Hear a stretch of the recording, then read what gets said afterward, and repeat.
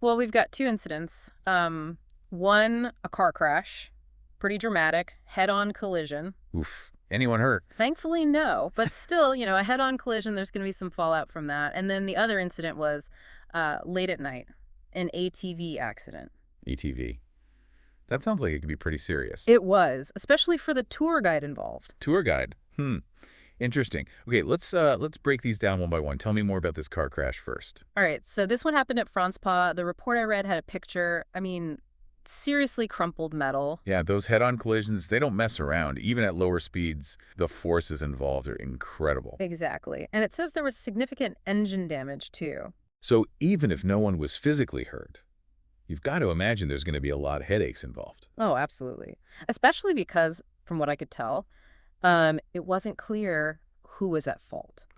So that adds another layer. I mean, determining fault in a car accident, Yeah. that's crucial for insurance, potential legal issues. Yeah, and this report even mentioned, like, what if it was a company car? The logistics get even more complicated. Right. I mean, just the inconvenience alone, getting a car repaired or replaced even, especially if it's a work vehicle. Totally. Okay, so let's move on to that ATV accident. This one happened near the Bushirabana ruins late at night. Bushirabana ruins. Okay, so probably off-roading, right? Yeah, it seems like a tour guide was out with a passenger after work, maybe showing them around. After work. Interesting. Okay, so what happened with the accident? Well, the report just says he lost control and drove into a hole. Just drove into a hole out there near the ruins. That's what it says. But hold on. Isn't this guy a tour guide? Hmm. Shouldn't he be familiar with the area? I mean, that's kind of his job, right? You would think, wouldn't you? But yeah, this is where it gets a bit strange. You'd think he'd know the terrain well enough to avoid something like that. Right. It makes you wonder if maybe fatigue was a factor. Or, even just a momentary lapse in concentration. It happens to the best of us. I mean, maybe. It's really hard to say for sure based on just this report. Absolutely. Yeah. But worth considering. Especially since this wasn't just a fender bender. This guy got hurt, right? Yeah, it sounds pretty bad, actually. Severe head injuries, according to the article. And, I mean, an ATV accident, you're pretty exposed. Absolutely. No seatbelts, no airbags, nothing to really protect you. Luckily, the passenger was mostly okay, minor injuries. But for the tour guide, it sounds like it could be life-changing. Wow. And you said the police were investigating? Yep. And there was a detail about the ATV. It was brand new, Oh, apparently. brand new, huh? Well, that's probably going to be a factor in the investigation. I mean, was there a mechanical issue? Was the tour guide properly trained on that specific vehicle? Lots of questions there. Plus, if he was working, even unofficially, there could be liability issues for his employer. Exactly.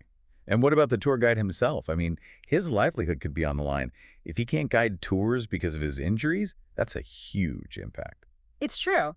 It makes you think, too, about the safety of tourist attractions, especially places like these ruins. Maybe they need better lighting or more warning signs. Definitely something to consider. I mean, who's ultimately responsible for ensuring visitor safety? The tour operators, the local authorities. It's a complex issue, but it's a conversation worth having, especially in light of what happened. Badly. So, I mean, here we have these two accidents, both with potentially serious consequences. But it's interesting, right? One seems like, well, a bit of bad luck, just wrong place, wrong time. A case of unfortunate circumstance, yeah. Exactly. But the other one, the ATV accident, it feels like maybe, just maybe, it could have been prevented.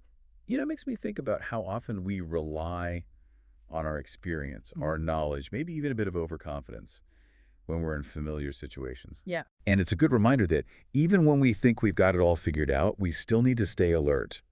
Being aware of our surroundings, not letting complacency creep in, it can literally make all the difference. Couldn't have said it better myself. So for anyone listening, maybe ask yourself, when do you feel most confident? And when does that confidence potentially become a blind spot? That's a good one. Lots to think about.